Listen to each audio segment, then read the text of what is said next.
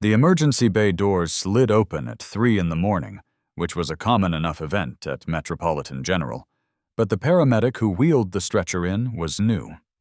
She moved with a kind of focused efficiency that made the night shift team pause. Her eyes, in particular, were alert and analytical, as if she was processing information far faster than the monitors could display it. She called out the patient's deteriorating vitals a split second before the machines beeped in agreement, causing the charge nurse to look up from his coffee. It seemed she had an instinct for when a patient was about to crash.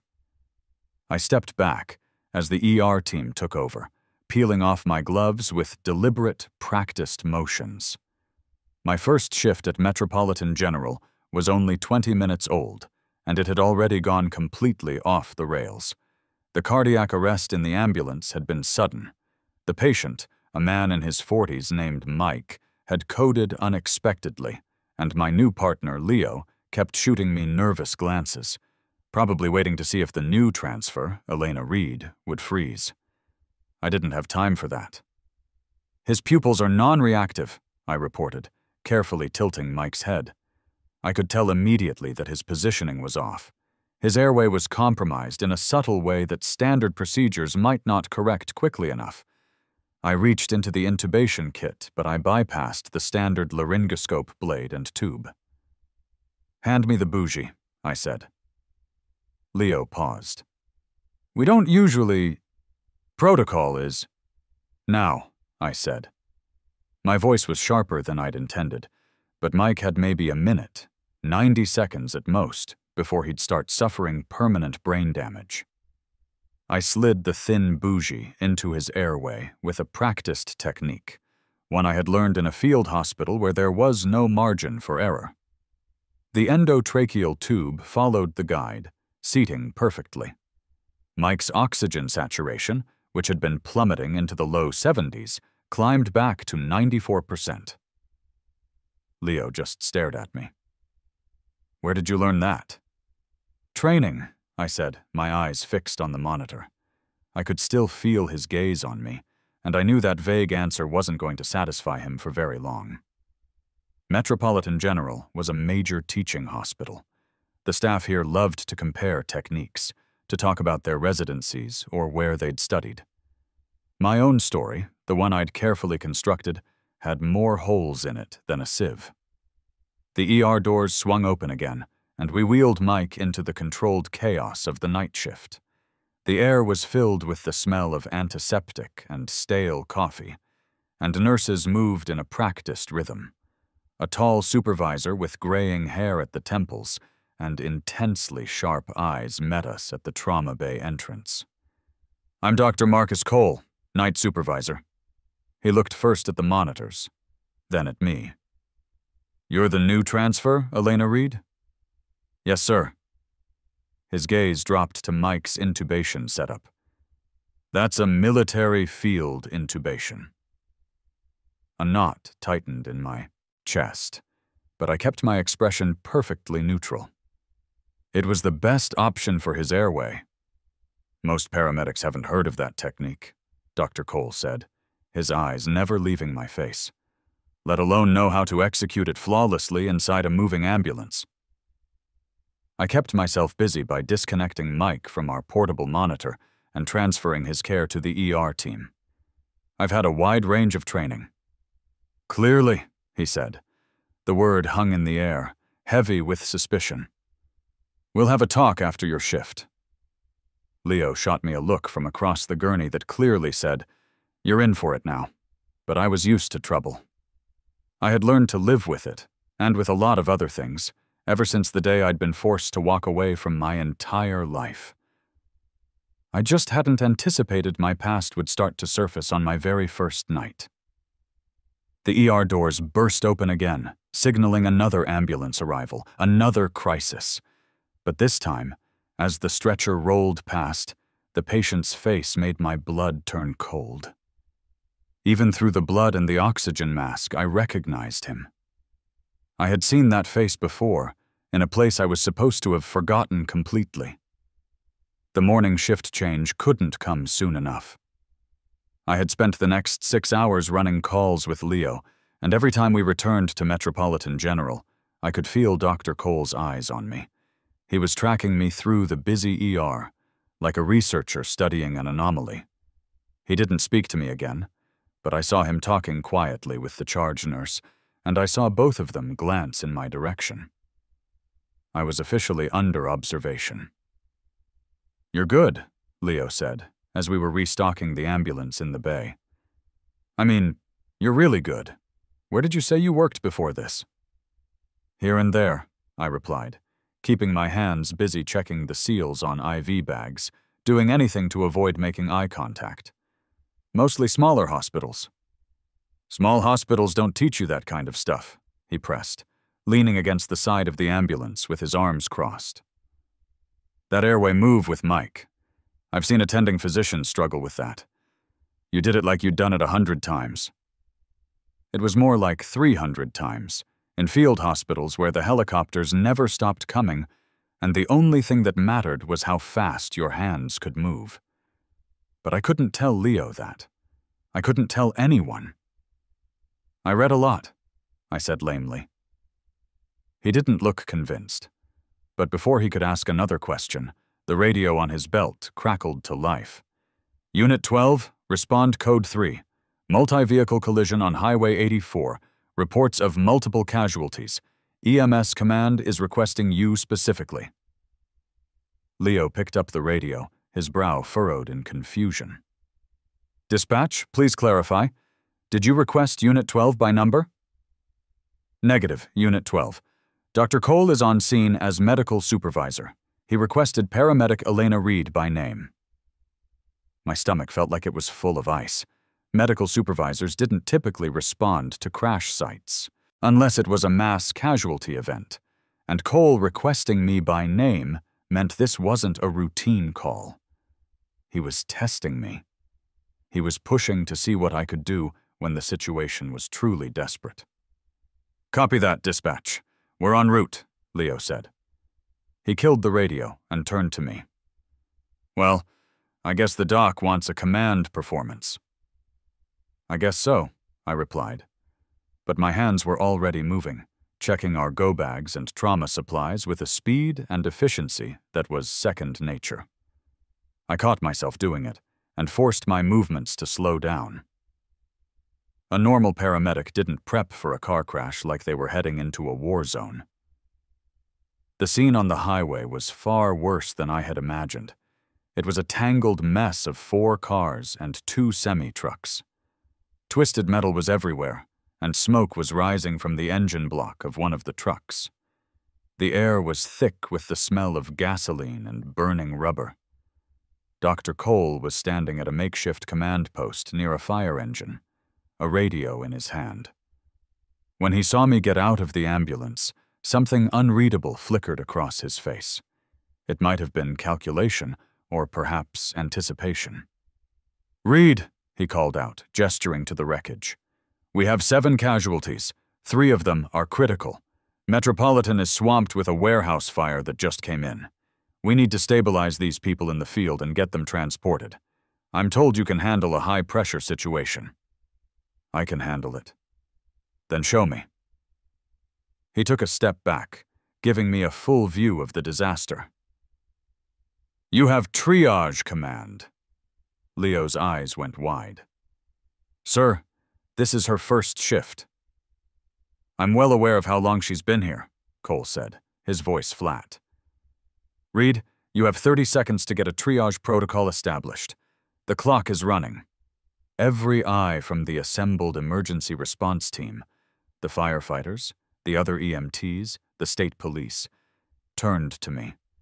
This was undeniably a test, and it might have been a trap. But while I stood there hesitating, the people in those cars were dying.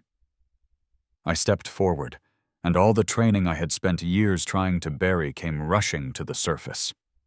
"All right, listen up," I shouted, my voice cutting through the noise of the highway with an authority I hadn't used in years. "We're switching to combat triage protocol. Red tags for immediate life-saving intervention and transport, yellow for delayed, green for walking wounded, Black for expectant. I want a 50-foot perimeter established immediately. That gas leak could flash. 2-person teams, work from the outside in. Go. The EMTs just stared at me. That's military triage, one of them said. Our protocol is what I say it is right now. Move. The sharp edge in my voice finally made them jump. I saw Dr. Cole's expression shift again, becoming even more unreadable. The teams scrambled. I made my way to the first car, a sedan that had been T-boned, caving in the driver's side. The woman inside was conscious but pinned.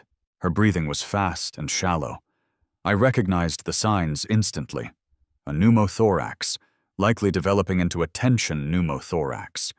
If I didn't decompress her chest in the next 3 minutes, she would code. Standard protocol dictated waiting for a trauma surgeon on scene. But I had never been good at waiting. I pulled a 14-gauge needle from my personal kit. Leo appeared at my side, his face pale. Elena, that's a needle decompression. Paramedics aren't cleared. Watch the perimeter, I said, my voice calm. I prepped the site, counting the ribs with fingers that knew the procedure by heart, remembering the feel of it from field hospitals in places I could no longer name. The needle slid in clean, just above the 3rd rib. I heard the distinct, faint hiss of trapped air escaping. The woman's breathing immediately deepened and eased. Leo's voice was barely a whisper. My God, Elena. Where did you learn that? I didn't have a chance to answer. Dr. Cole was suddenly standing right there. His eyes were locked on my hands, on the perfectly executed procedure that no paramedic in this state was legally allowed to perform. He was looking at the technique I had just used to save a life, a technique that had probably just destroyed my carefully built cover. Ms. Reed, he said, his voice quiet and dangerous. We need to have a word. Now. Before I could form a response, someone screamed from the wreckage of the truck. The gasoline smell I'd noticed earlier was suddenly stronger. I saw it then. A thin stream of fuel trickling from the truck's ruptured tank toward a smoldering tire. We had, at most, 10 seconds before the entire scene turned into an inferno. Everyone, back! Move back! I didn't think. I just ran. I sprinted toward the truck, where 2 other EMTs were struggling to free a teenage boy trapped in the passenger seat. The fuel was just 6 feet from the smoking rubber. Then 5 feet. The physics of the situation were simple and horrifying. In a matter of seconds, an explosion would kill everyone within the immediate blast radius. I reached the truck and sized up the situation in a single glance. The kid's leg was pinned beneath the crumpled dashboard. It was a bad break, and his femoral artery was probably compromised. If we pulled him out the wrong way, he would bleed out in 2 minutes. If we didn't pull him out right now, he would burn to death. Get a tourniquet ready, I snapped at the nearest EMT. High and tight on his right leg. We have to wait for fire rescue to cut him out, the EMT yelled back. There's no time. The fuel was only 4 feet from the tire. I could see the red glow of embers through the rising smoke. On my count, we pull him straight back. Do not twist him. Do not angle him. Ready. Dr. Cole appeared at my shoulder. I braced for him to stop me, to pull rank, and order me to wait for the proper equipment. Instead, he reached into the cab and grabbed the teenager's shoulders. I have his upper body. You manage the legs. Our eyes met for a fraction of a second. In that instant, I saw his expression change from suspicion to something else. It was recognition, and maybe even respect. He knew what I was, even if he didn't know the specifics. 3, 2, 1, now! We pulled together in one fluid motion. The boy came free with a sickening sound of crunching metal.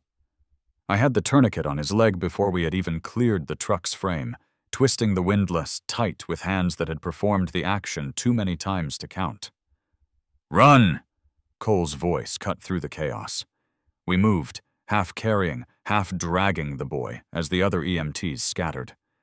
I felt the wave of heat before I heard the sound. It was a deep whoosh of ignition, followed immediately by a concussive blast that threw us all forward onto the pavement. My ears were ringing.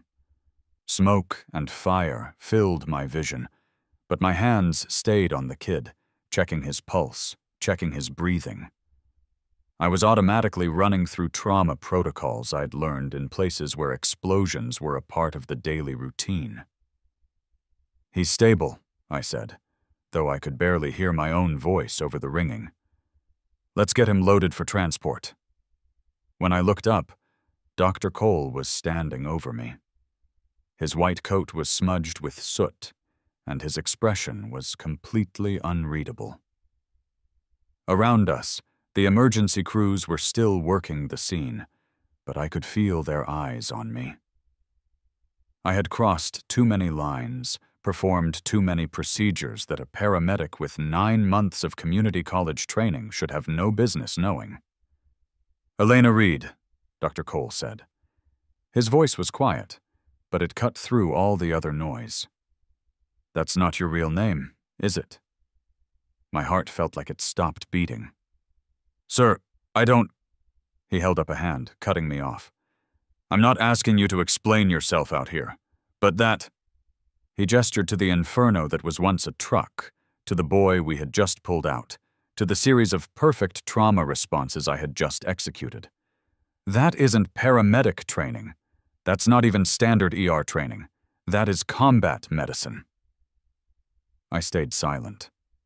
Anything I said would either be a lie or a confession. "When we get back to Metropolitan General," he continued, "you will come to my office, and you are going to tell me the truth about who you really are and what you're doing in my ER."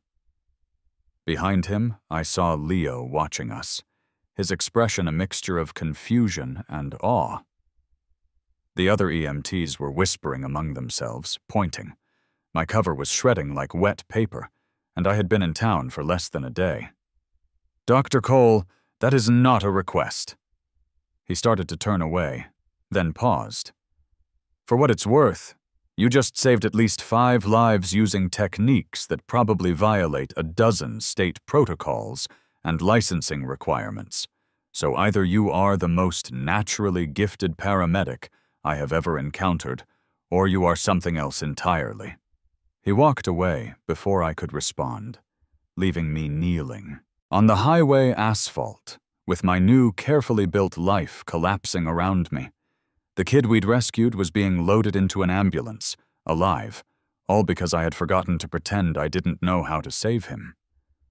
I had lasted 1 shift before my past had caught up. That had to be a new record.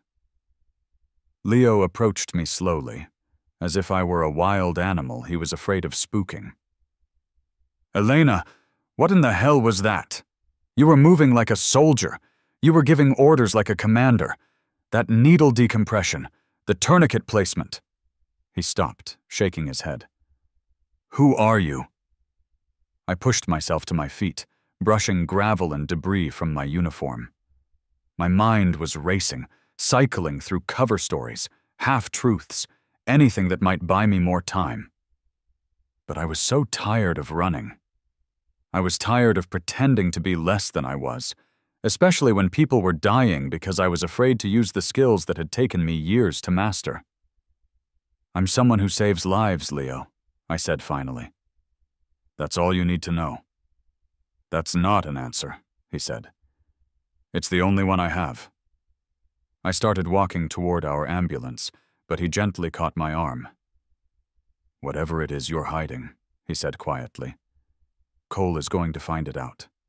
He's like a bloodhound when something doesn't add up. And you don't add up at all." I pulled my arm free.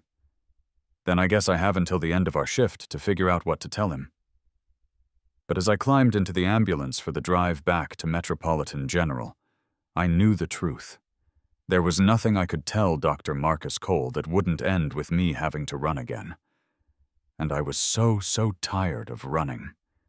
The question wasn't whether he would uncover my secrets. The question was whether I'd still be around when he did. The emergency room was even more chaotic when we arrived. The victims from the warehouse fire had filled every bay, and the staff was moving with the controlled, urgent pace of people managing a mass casualty event. I wheeled the teenage boy from the highway crash into Trauma 3, where a surgical team was already assembled and waiting. Dr. Cole must have radioed ahead, because they moved with a precision that told me they knew exactly what was coming. Femoral artery compromise, probable.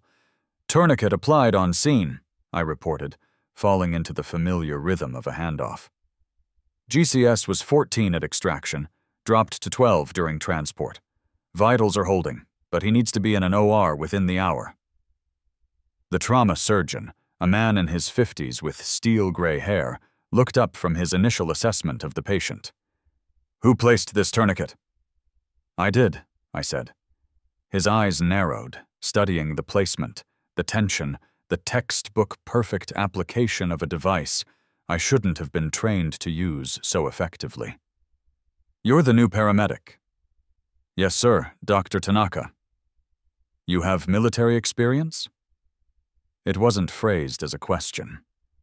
Before I could formulate an answer, Dr. Cole appeared in the doorway. "Dr. Tanaka, I need to borrow Ms. Reed. Can your team take the handoff from here?" "We've got it," Dr. Tanaka said, but he was still staring at me with the same calculating expression Cole wore. Though I'd be interested to know where Metropolitan General is recruiting its paramedics from these days. This is Level 1 trauma center work. I felt the walls closing in. 2 senior doctors, in a single night, had seen right through my cover. How long would it be before the whispers spread through the entire hospital? How long before someone decided to run a deep background check and discovered that Elena Reed was a carefully constructed fiction created by people who specialized in making other people disappear? "My office," Cole said. "Now." I followed him through the ER, acutely aware of the eyes tracking my progress. Nurses, residents, and other paramedics all paused to watch. Leo was at the nurses' station, talking urgently to someone on the phone. When he saw me pass, his expression was a mix of concern and something else. Maybe fear. Dr. Cole's office was small and cluttered with medical journals and stacks of patient files. He shut the door behind us and gestured to one of the 2 chairs in front of his desk. I remained standing. "Sit down, Ms. Reed, or whatever your name actually is." I sat. He moved to his desk but didn't sit down himself. Instead, he leaned against it, crossing his arms.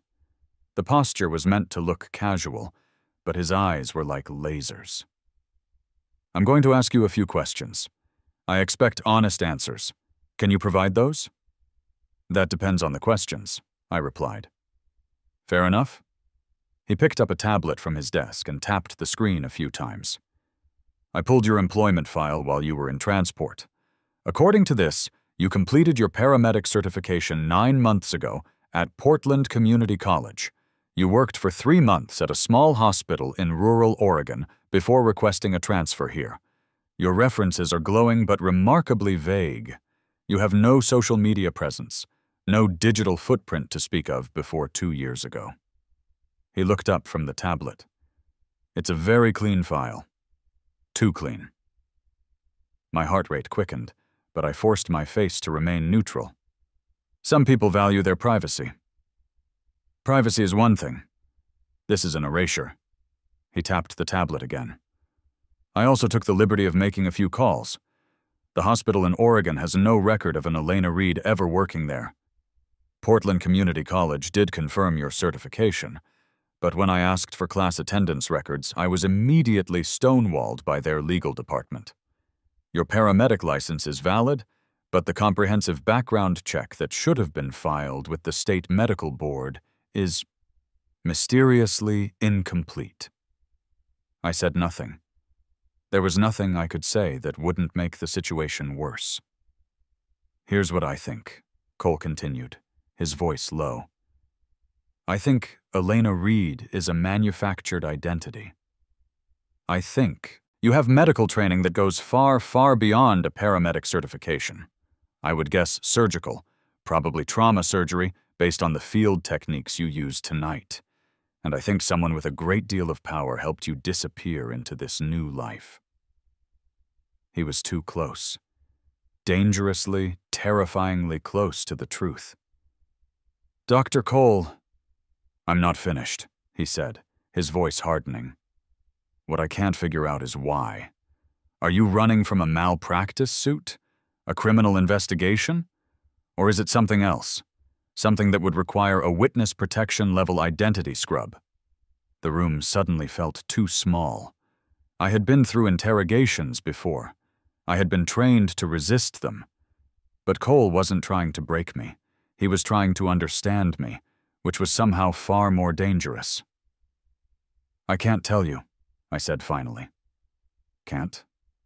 Or won't? Both. I met his gaze directly. Dr. Cole, I know my credentials look suspicious. I know my skills don't align with my supposed training. But I promise you, I'm not here to hurt anyone. I'm here to save lives. And I'm good at it. Isn't that enough? No. The word was flat and final. This is a teaching hospital. We have residents, medical students, and patients who trust us to maintain the absolute highest standards. I cannot have someone working in my ER whose entire background is a lie, no matter how talented she is. My chest tightened. This was it. This was the moment my new life ended, the moment I had to run again. Find a new city, a new name, a new set of carefully fabricated lies. I had done it before. I could do it again. But dear God, I was so tired of running. I understand, I said quietly. Do you want my resignation now, or... The office door burst open, and Leo stood there, his face pale and breathing hard. Dr. Cole, we have a situation. I'm in the middle of something, Leo. Sir, there are 2 men in the ER asking for Elena. They aren't cops, and they aren't hospital administration. I don't know what they are, but they feel wrong.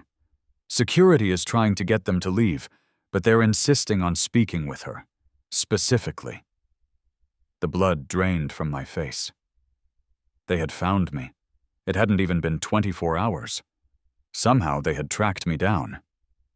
Dr. Cole's expression instantly shifted from professional anger to genuine concern. What kind of men? Military bearing, Leo said. Expensive suits. The kind of guys who look like they could kill you with a paperclip. He looked at me. Elena, who are these people? I stood up slowly, my mind racing through all the options. Run, hide, fight. None of them were good. Dr. Cole, I said, my voice carefully controlled. I need to leave, right now, through the back exit. Absolutely not. He moved to stand between me and the door. If someone is threatening you, we call the police. The police can't help with this. Then who can? His voice dropped. Elena, what the hell did you witness? What are you running from? I looked at Leo, then back at Cole. They were 2 good people who had just been caught in the blast radius of my former life. They deserved to know the truth, or at least part of it, even if that truth destroyed everything. I witnessed something I wasn't supposed to see, I said, during my time in the military. It was something that very powerful people wanted to keep buried, and now those people want me buried too. Cole's eyes widened. You're in witness protection. Was, I said, moving to the office window to check the parking lot below. A black sedan was parked near the ER entrance, its windows darkly tinted. They had found me. How? How could they possibly— He stopped, and I saw the understanding dawn on his face. The highway accident. The news coverage. You were on camera. I hadn't even thought of that. I hadn't considered that my one moment of heroism, of breaking my cover to save lives, would be my ultimate downfall. But of course, someone would have been filming it. In this day and age, someone was always filming disasters. I have to go, I said. Now, before they figure out I'm in this office. But even as I said the words, I heard voices in the hallway. Raised voices. Hospital security telling someone they couldn't go back there. And then a calm, cold voice insisting that they had every right. It was the voice I had been running from for 2 years. The voice that still haunted my nightmares. The voice that belonged to the man who had ordered the experiments I'd witnessed. The man who had turned soldiers into test subjects and called it patriotism. Colonel Elias Thorne had found me. And he was right outside the door. Dr. Cole moved faster than I would have thought possible for someone his age. He crossed the room in 2 strides and locked the office door, then turned to me with an expression that was equal parts fear and grim determination. "The window," he said, pointing. "Fire escape. It leads to the back parking lot." "They'll have someone covering the exits," I said, but I was already moving, unlatching the window. The cold night air hit my face as I looked down 3 stories. The fire escape was old and looked rusted. "If I go out there, I'll be exposed." "If you stay in here, you're trapped," Cole countered. Leo had positioned himself by the door, listening intently to the argument outside. "Elena, they're arguing with security," Leo whispered. "But it's not going to hold them for long. These guys, they have authority." "What kind of authority?" Cole asked. "The kind that doesn't need warrants," I said. I swung one leg over the windowsill. Behind me, I heard the door handle rattle. Then the voice, calm, authoritative, and chilling. "Dr. Cole, I am Colonel Elias Thorne, Department of Defense. I need to speak with one of your employees. It is a matter of national security." My hands froze on the window frame. National security. He was using the trump card, the one that made good people cooperative, made them ignore their instincts that something was deeply wrong. Dr. Cole's voice was steady, impressively so. "I am in the middle of a personnel review, Colonel. You'll need to wait in the lobby." "I'm afraid I can't do that." There was a harder rattling sound. They were trying to force the lock. I should have been halfway down the fire escape already. I should have been running. But something in Cole's stance, the way he had physically positioned himself between me and the door, made me hesitate. "Why are you helping me?" I asked quietly. He glanced over his shoulder, his expression conflicted. "Because I saw what you did out there tonight. You save lives. And because whatever you witnessed, it scared you enough to throw away what was clearly an advanced medical career to hide from it." He turned back to the door. "That tells me you're one of the good ones." The door shuddered under a heavy impact. A shoulder check. Leo stepped back, looking at me with wide, terrified eyes. "Elena, go. Now." I went. The metal fire escape groaned under my weight as I descended, my paramedic training making me instinctively check each step for stability even as I rushed. 2 stories down, I heard the sound of the office door finally giving way, the wood splintering. I heard Colonel Thorne's voice, sharp with command. "Where is she?" I hit the asphalt of the parking lot and started running, but I wasn't fast enough. A man in a dark suit stepped out from behind a delivery van, blocking my path. He had the same rigid military bearing as Thorne, the same cold, assessing eyes. "Dr. Rostova," he said, using my real name like a weapon. "The colonel would like a word."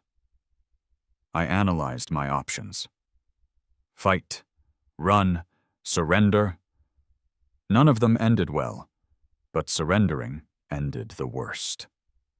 I had seen what happened to people Thorne considered security risks. "Tell the colonel I'm not interested in a conversation," I said. And I threw the first punch.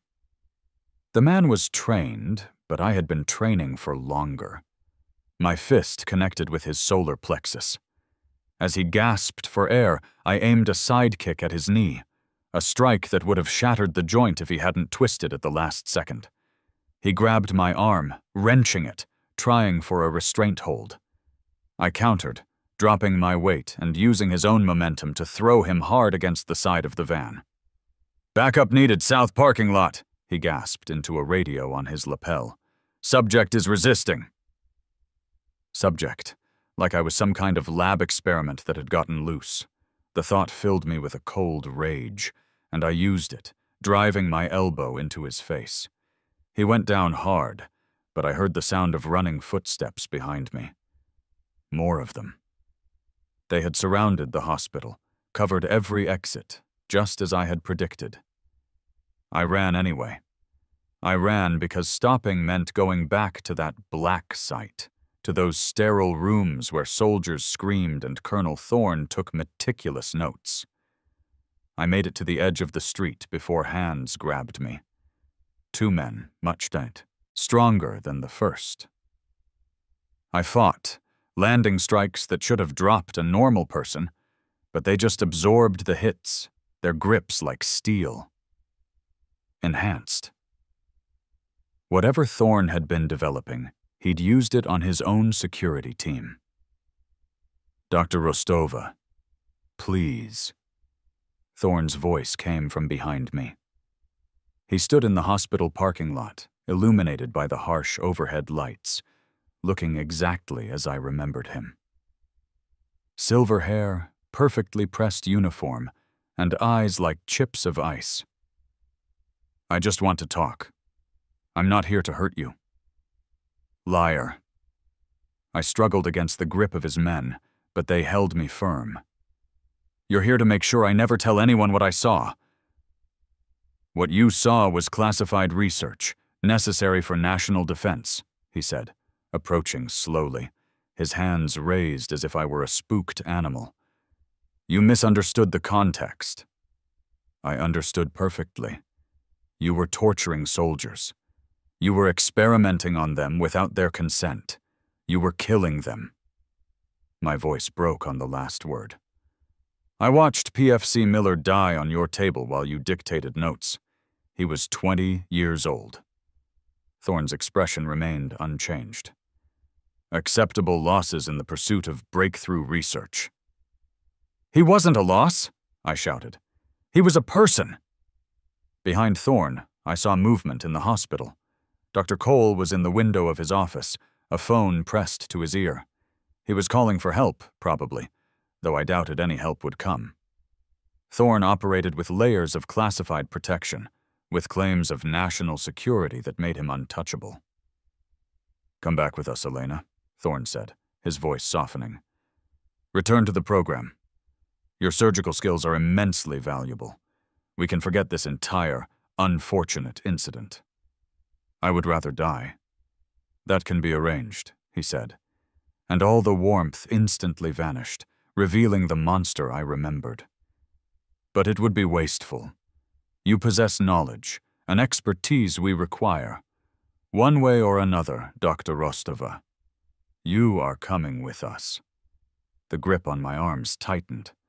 One of the enhanced soldiers produced a syringe. I knew immediately what came next. Chemical restraint.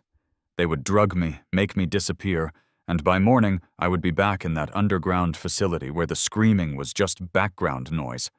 I had one chance, One desperate, last-ditch move. I suddenly relaxed my entire body, letting my weight go completely limp. The soldiers, caught off guard by the sudden shift, instinctively adjusted their grip.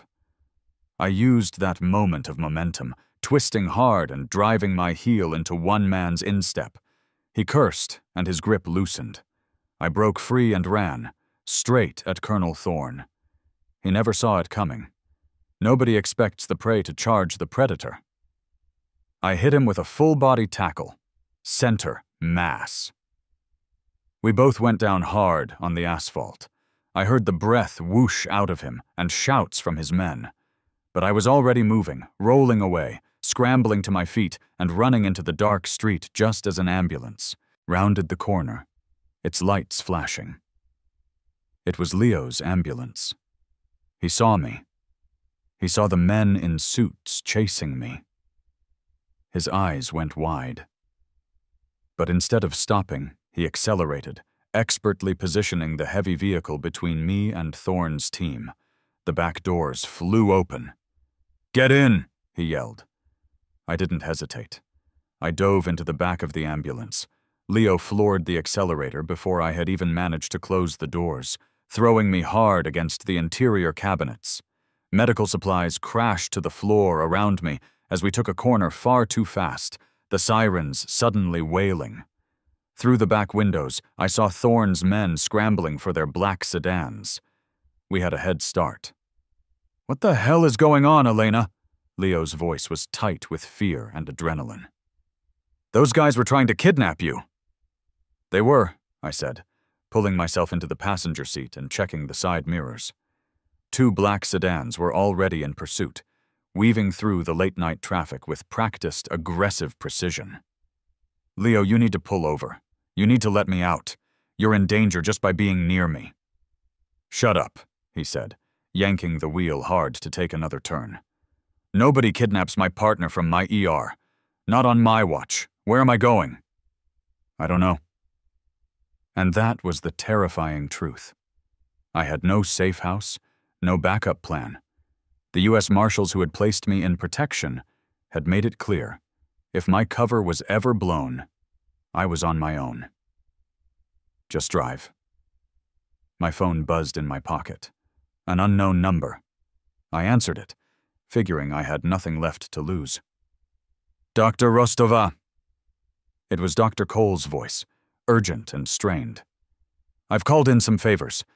There is a federal prosecutor, an AUSA named Jenna Morales. She's been investigating military black sites for years. She's been trying to build a case against Colonel Thorne, but she's never had a witness who is willing to testify. His witnesses have a habit of disappearing." "They do," I said, watching the sedans gain on us. "Not if you have real protection. Not if you're in federal custody. She's waiting for you at her office. She can help you." He rattled off an address. Behind us, the sedans were getting closer. Leo was pushing the ambulance as hard as it would go, but it wasn't designed for a high-speed chase. We had maybe 2 minutes before they caught us. "Why are you doing this?" I asked Cole. "You don't even know me." "I know enough," he said, "and I'm tired of seeing good people get crushed by powerful ones. You saved 5 lives tonight, Elena.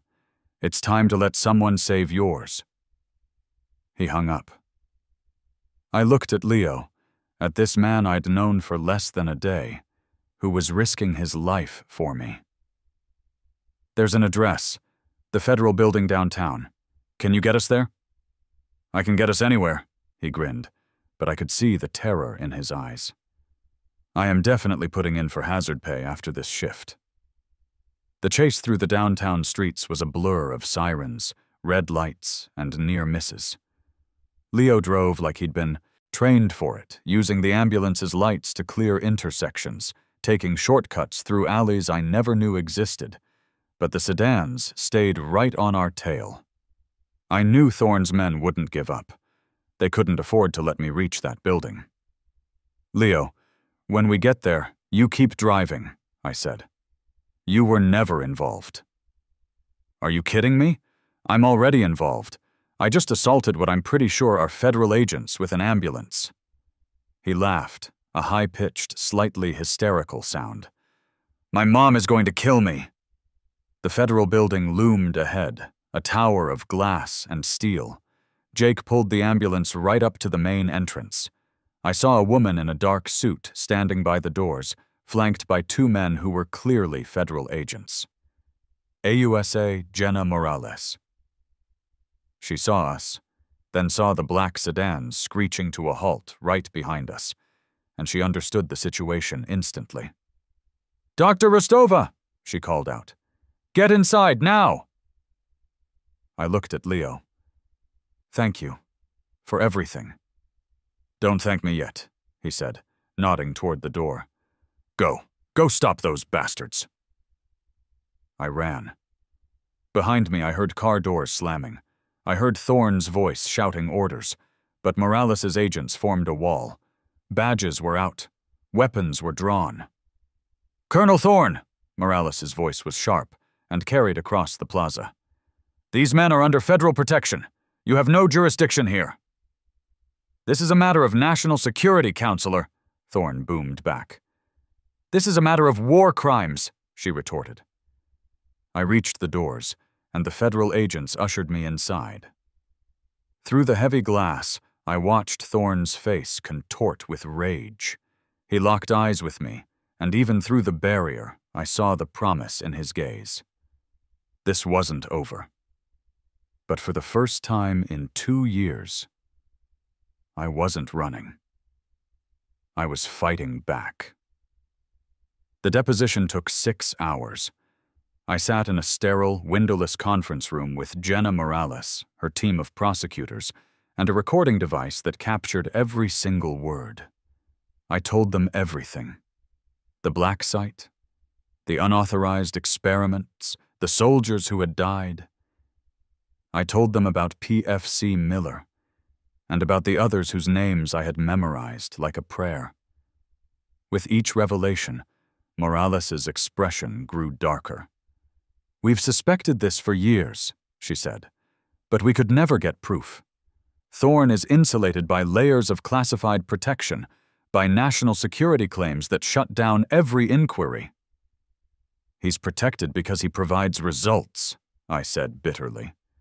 "Enhanced soldiers, faster healing, increased strength. The military doesn't care how he gets it, as long as it works." "Some of us care," she said, leaning forward. "With your testimony, we can bring formal charges. But I need you to understand what you're committing to, Doctor. Colonel Thorne has powerful allies. They will try to discredit you. They may try worse." "I know," I said. I had known it from the moment I decided to stop running. But those soldiers deserve justice. They deserve to have someone tell their story. "Then we'll tell it together," Morales said. She stood and extended her hand. "Welcome to the team, Dr. Rostova. Formerly of the Army Medical Corps, and formerly listed as deceased in a training accident that, it seems, never actually happened." I shook her hand, and for the first time in what felt like a lifetime, I felt a small, unfamiliar flicker of hope. The next 2 weeks were a blur of depositions, meetings with federal agents, and moving between safe houses with rotating security details. Morales' team built their case with methodical precision, gathering evidence, tracking down other potential survivors of Thorne's program. It turned out I wasn't the only one who had witnessed his crimes. I was just the only one who had been desperate enough to run. Dr. Cole visited me twice, bringing medical journals and news from Metropolitan General. "The staff misses you," he said during his second visit. "Leo especially. He's been telling everyone he knows about the high-speed chase. I think he's considering a new career as a stunt driver." I laughed, and the sound felt strange in my own ears. "Tell him I'm sorry for dragging him into all this." "He's not sorry," Cole said, setting the journals down. "None of us are. When this is over, when you've testified and Thorne is behind bars, There's a position waiting for you at Metropolitan General. An official one. With your real credentials. I've already spoken to the board. I'm a fugitive witness in a war crimes trial, I said. I'm not exactly employable. You're a hero who exposed corruption at the highest levels and saved lives while doing it. His expression was firm. There's a difference. The trial began on a cold Monday in November. The courtroom was packed with reporters, military brass, and the families of soldiers who had disappeared into Thorne's program. I sat in the witness box, with Thorne's cold, hateful eyes boring into me from the defense table, and I told the truth. All of it. The jury deliberated for 3 days. When they returned, the verdict was unanimous on all counts. Guilty. Thorne showed no emotion as they led him away in handcuffs. But as he passed my seat, he leaned in close, his voice a low hiss. Enjoy your victory, Dr. Rostova. You've made some very powerful enemies today. I've been running from powerful enemies for years, Colonel, I said quietly. At least now, I'm running towards something instead of away. 3 months later, I walked back into the emergency room at Metropolitan General. I was wearing legitimate scrubs, and my name badge was new. It read, Dr. Elena Rostova, Emergency Medicine. Leo saw me first and let out a loud whoop that turned a few heads. Well, look who it is. The hero returns. I'm not a hero, Leo, I said, but I was smiling. I'm just a doctor. A doctor who single-handedly took down a corrupt colonel and exposed a secret war crimes operation, Dr. Cole said, appearing from his office. I'd say that qualifies as heroic. The shift started just like any other. Ambulances arrived. Trauma cases came in. It was the same controlled chaos of emergency medicine. But this time, every time I saved a life, every time I used the skills I had learned in those dark, hidden places, I felt like I was reclaiming a piece of myself that Thorne had tried to steal. My purpose, my identity, my power to heal instead of harm. Near the end of my shift, Leo pulled me aside. So, he said, handing me a coffee. Where did you learn all that crazy combat medicine stuff anyway? I smiled, taking the cup. That, Leo, is a very long story. We've got time, he said. And for the first time in years, I realized that I did. I had time. Time to build a real life, to make real connections, to be myself, without having to hide. All right, I said. Buy me another coffee, and I'll tell you everything. As we walked toward the break room, I heard the familiar sound of sirens approaching, and saw the ER doors burst open again with another emergency. The work never stopped. But neither did I. Because I wasn't Elena Reed anymore, running from the shadows. I was Dr. Elena Rostova, and I was exactly where I was supposed to be.